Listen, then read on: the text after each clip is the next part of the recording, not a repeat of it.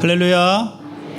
저는 오늘 사도행전 10장 1절에서 2절 이하 말씀을 근거로 해서 고넬료의 가정이란 제목으로 같이 은혜 나누기 원합니다. 제목을 한번 따라해 보실까요? 고넬료의 가정. 아멘. 가정의 달을 맞이해서 오늘까지 가정에 관한 말씀으로 같이 은혜 나누기 원합니다. 사도행전에 보면 성령 강림에 관해서 기록되어 있는 장이 4장이 있는데요. 2장과 8장과 10장과 19장입니다. 2장은 오순절 마가 다락방에 성령님이 임하셔서 각 사람이 다른 방언을 말하는 것을 기록하고 있고요. 또 8장에 사마리아 지방, 또 10장에 고넬료의 가정, 그리고 19장에 에베소의 성령 강림이 임하신 것을 우리에게 알려주고 있습니다.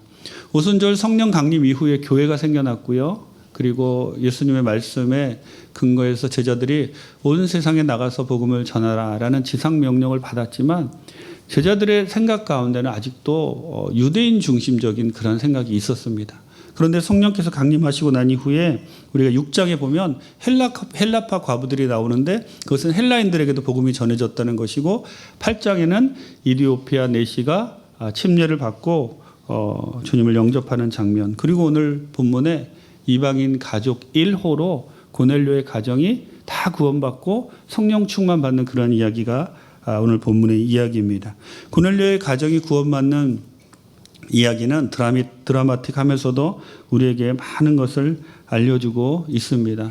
그 당시 사도 바울이 많은 교회를 세웠는데 로마 교회는 사도 바울이 세운 교회가 아니었어요. 그런데 많은 분들이 생각하기를 아마 고넬료의 가정이 나중에 로마로 돌아가서 로마 교회를 시작하지 않았나라고 이렇게 생각을 합니다. 오늘 고넬료의 가정을 통해서 주님께서 우리에게 주신 은혜 같이 나누기 원합니다. 첫째로 이 가정에 성령이 임하신 것은 고넬료가 경건한 사람이었기 때문에 그렇습니다. 1절부터 2절 같이 한번 읽겠습니다.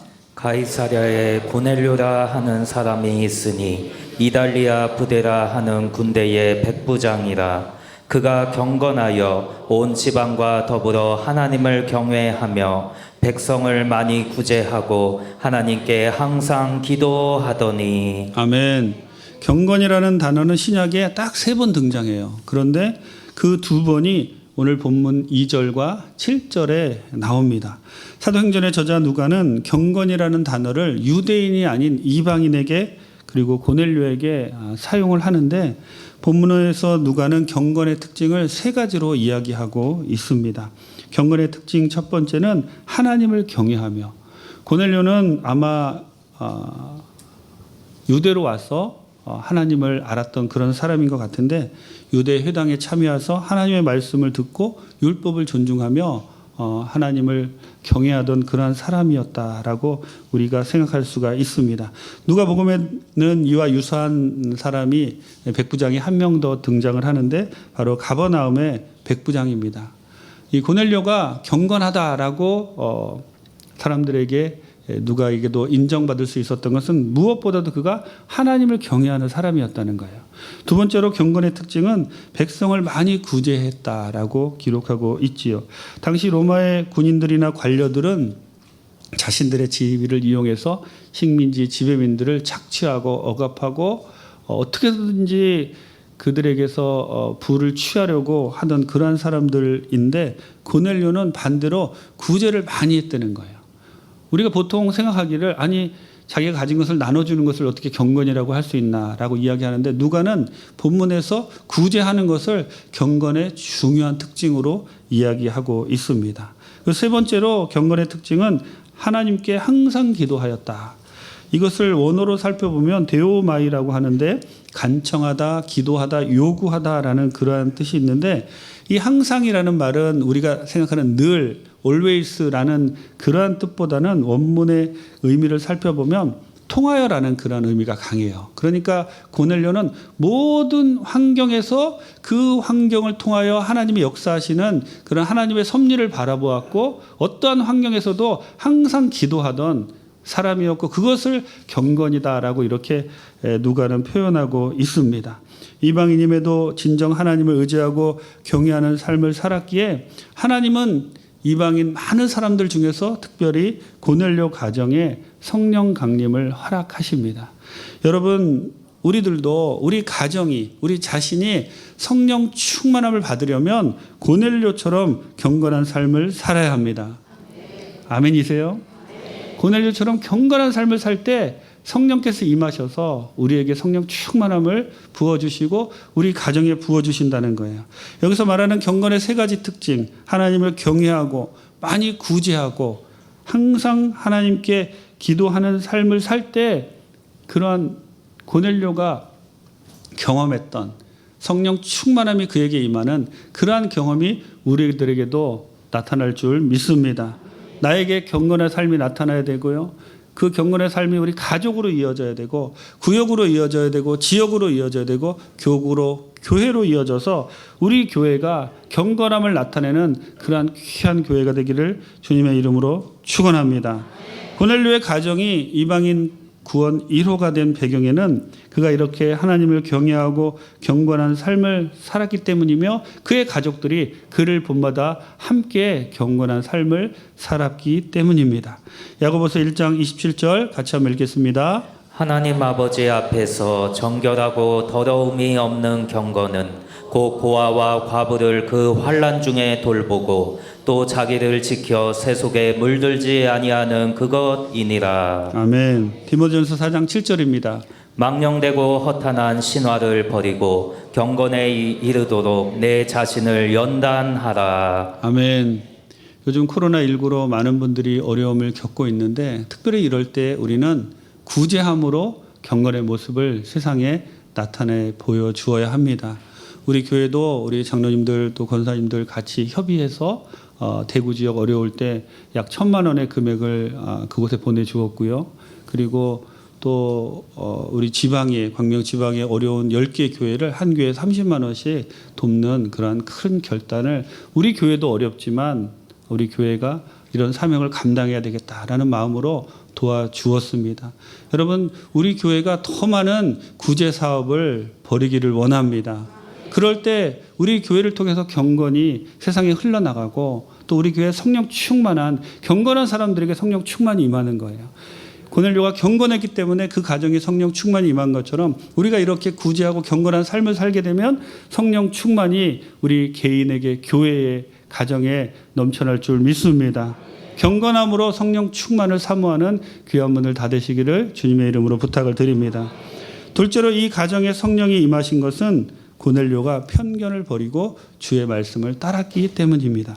4절부터 8절 같이 한번 읽겠습니다. 고넬료가 주목하여 보고 두려워 이르되 주여 무슨 일이니까 천사가 이르되 내 기도와 구제가 하나님 앞에 상달되어 기억하신 바가 되었으니 내가 지금 사람들을 요바에 보내어 베드로라 하는 시몬을 청하라. 그는 무두장이 시몬의 집에 유숙하니 그 집은 해변에 있다 하더라.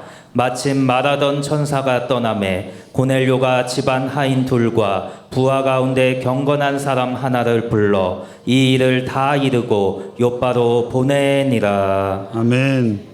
하나님이 고넬료 가정에 복을 주시기 위해서 성령 충만함을 내려주시기 위해서 천사를 통해서 고넬료에게 이야기하시죠. 베드로를 청해라 이렇게 말씀하시는 거예요. 고넬료는 천사의 말을 듣고 즉시 하인 둘과 경건한 사람 하나를 요바로 보냅니다.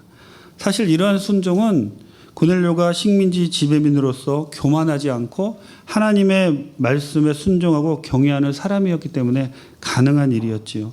즉 사회적, 신분적 그리고 환경적인 차이에 자신을 가두지 않고 하나님의 명을 따라 유대인인 베드로를 청하는 그런 열린 마음이 있었기 때문에 가능한 일이었습니다. 25절에 마침 베드로가 들어올 때 고넬료가 마저 발 앞에 엎드려 절하니라고 이렇게 기록되어 있는데 우리는 성경 말씀을 읽을 때 지당하신 말씀으로 이렇게 알기 때문에 사실 그 본문의 의미를 제대로 이해하지 못할 때가 많은데 지금 고넬료는 로마의 백부장이에요.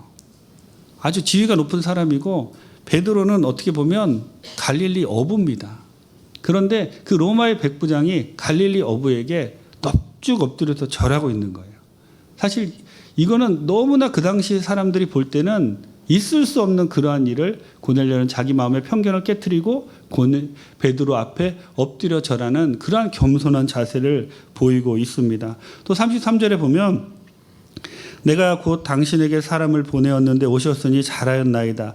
이제 우리는 주께서 당신에게 명하신 모든 것을 듣고자 하여 다 하나님 앞에 있나이다. 라고 이렇게 고넬료가 고백을 하는데, 고넬료는 많은 사람들을 모아놓고 베드로가 왔을 때 우리 모두가 다 당신 앞에 있나이다 라고 이렇게 하지 않고 우리 모두가 다 하나님 앞에 있나이다 라고 이렇게 이야기합니다. 지금 고넬료와 모든 사람들은 베드로 앞에 있는 거예요. 근데 고넬료는 베드로보다도 베드로를 보내신 하나님, 그 뒤에 계신 하나님을 바라보며, 즉 사람이 아니라 하나님 앞에 있다라는 코람데오의 정신을 가지고 고넬료는 베드로를 맞이하고 있다는 거예요. 고넬료 마음에 어떤 편견이 있었으면 절대로 이렇게 하지 못했겠지요. 여러분, 우리가 주님의 말씀에 순종하며 나갈 때 고넬료처럼 나에게 있는 편견과 잘못된 생각들을 버려야 됩니다.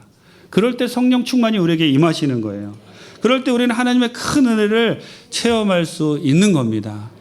우리가 작년에 15개 선교팀을 이제 선교지로 보냈고, 저도 선교지에서 오랫동안 선교사 생활을 했었는데, 우리가 선교를 하다 보면 선교지 분들이 경제적으로나 문화적으로나 환경적으로 우리보다 많이 못해요. 그래서 이 선교사들이나 선교하시는 분들이 가서 보면 당연하게 우월감이 듭니다. 우리나라가 훨씬 잘 살고 선교지는 많이 못 살고, 또 그들이 입고 있는 옷이나 또 그들의 생활 수준을 보면 너무나 어렵기 때문에 우월감을 가지고 그들을 보게 되면 아무리 선교를 해도 열매가 많이 맺혀지지 않아요. 그런데 우리가 그들을 바라보면서, 왜냐하면 우리가 그런 마음을 갖게 되면 현지인들도 먼저 느낍니다. 아, 저 사람들은 뭐 조금 잘 산다고 우리를 와서 깔보는구나. 이런 마음들을 우리가 먹는 순간 그들도 느낀다는 거예요. 그런데 우리가 저분들도 한 명 한 명을 하나님이 사랑하셔서 예수님을 보내셔서 십자가에서 죽으시고 저들을 위해서 예수님이 죽으셨구나. 내가 먼저 믿었을 뿐이지, 그냥 내가 잘난 것은 먼저 믿었다는 것 뿐이지 저 사람들이나 나나 똑같구나. 저 사람들을 위해서 내가 열심히 여기까지 하나님 나를 보내셨는데 내가 기도하고 저들을 위해서 최선을 다해야지. 이렇게 마음 먹고 선교하게 되면 놀라운 역사가 일어나는 거예요. 우리 마음의 편견이 깨지는 순간 하나님이 일하시기 시작하는 겁니다. 여러분, 우리가 복음을 전할 때 불신자들을 대할 때도 마찬가지입니다. 하나님이 사랑하시는 귀한 영혼이다, 이런 생각을 잊지 않고 우리가 복음을 전하고 그들을 대할 때 그들의 마음이 열리고 복음이 그들에게 전해지는 거예요. 여러분, 하나님의 능력이, 성령 강림도 그렇고 하나님의 복이 우리에게 임할 때 우리가 참 놀라운 사실이 무엇이냐면, 우리 자신이 갖고 있는 편견 때문에 그 복을 받지 못할 때가 많습니다. 우리가 여러 가지 경험으로 내가 이렇게 기도했는데 잘 안 되더라, 내가 이렇게 살아왔는데 왜 내 생활은 이 모양 이 꼴일까, 이런 생각을, 그런 편견을 우리도 모두게 가지고 있다는 거예요. 그런데 여러분 잘 생각해 보세요. 하나님이 우리에게 복을 주시려고 예비해 주셨는데 우리가 문제일까요? 하나님이 문제일까요? 우리가 문제인 거예요. 우리에게 편견이 있어서 그 복을 받지 못하는 겁니다. 지금도 내 마음가운데 편견을 다 깨트려버리고 주님이 나에게 주실 복이 반드시 임할 것을 믿고 나가기만 하면 그 복은 우리에게 임하는 겁니다. 코로나19 이후를 걱정하는 분들이 많아요.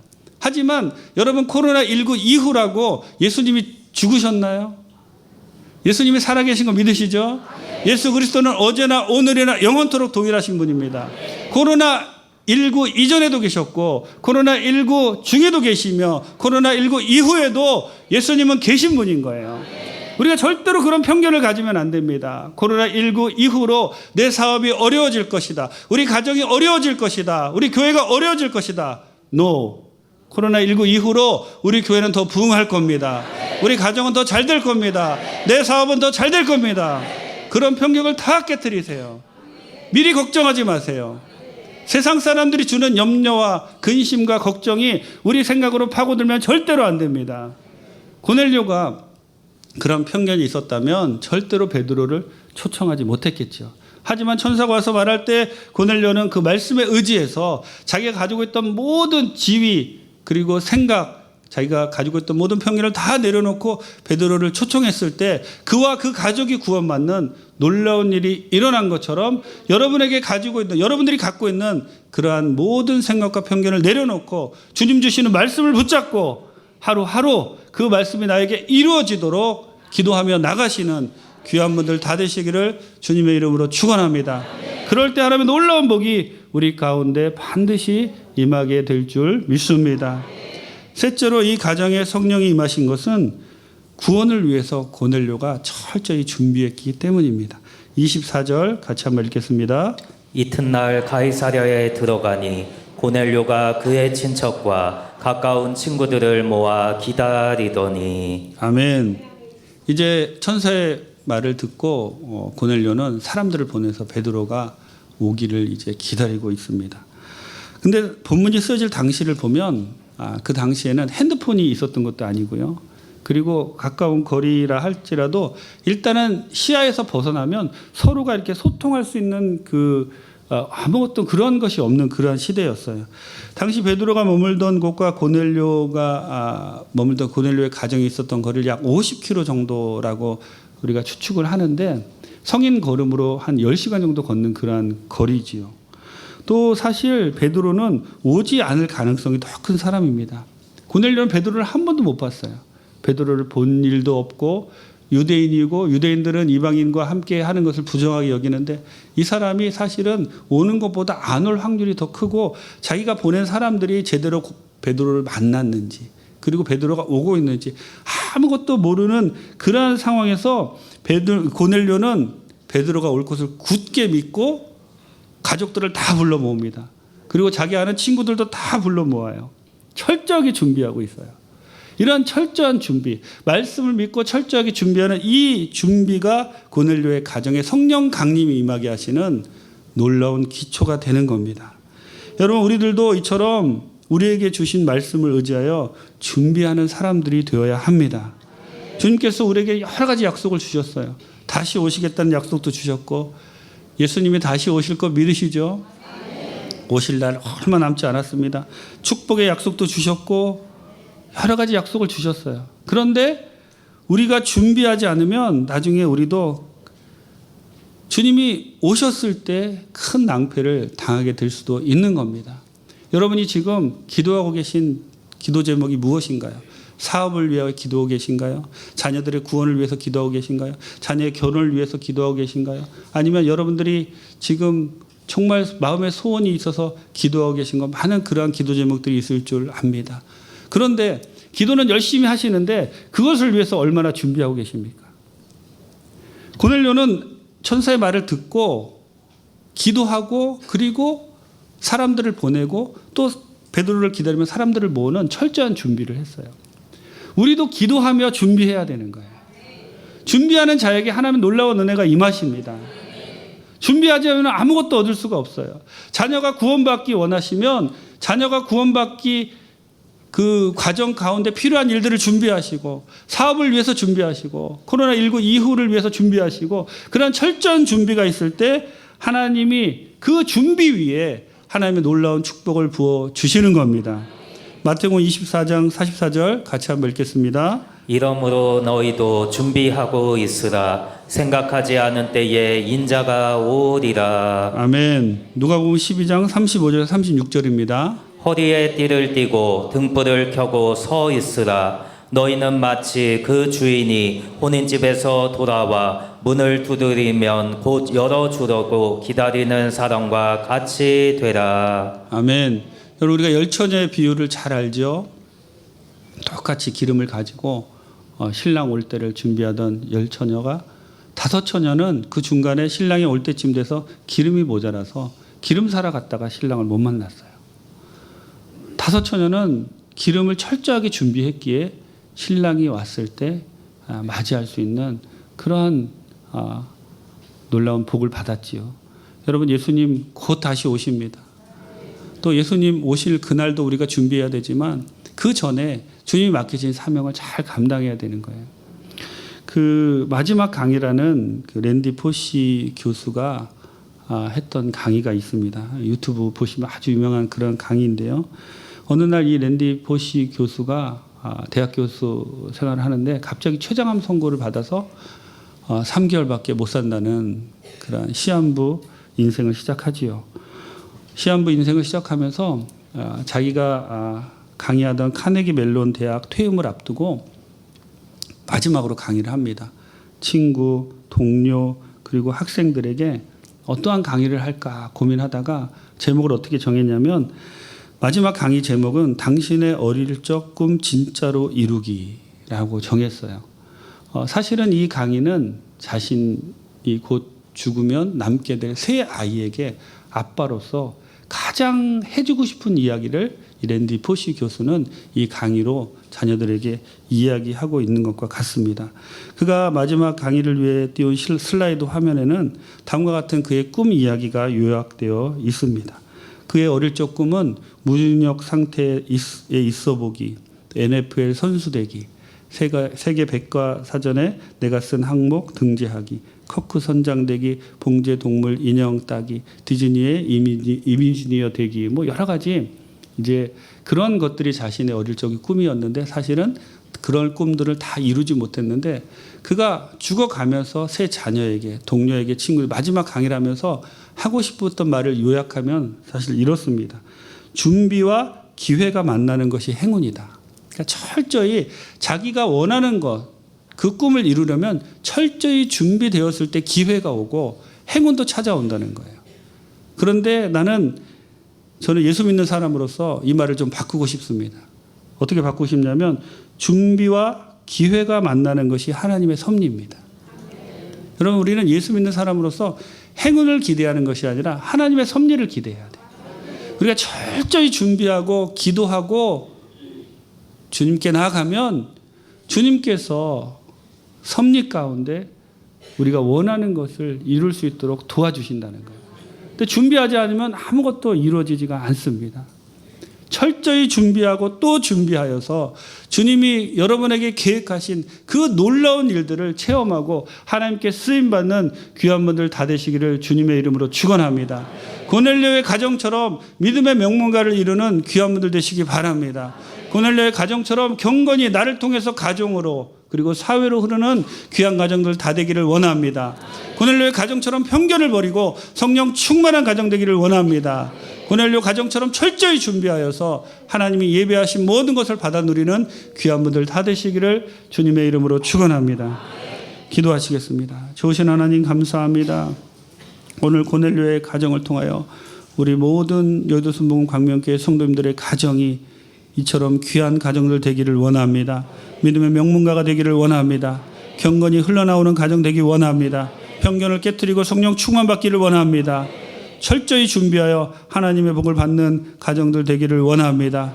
주님 도와주시고 함께해 주시어서 우리 모두가 주님 뜻 따라 살아가는 귀한 제자의 삶, 성도의 삶을 살 수 있도록 도와주옵소서. 은혜를 감사드리옵고 예수님의 이름으로 기도드립니다.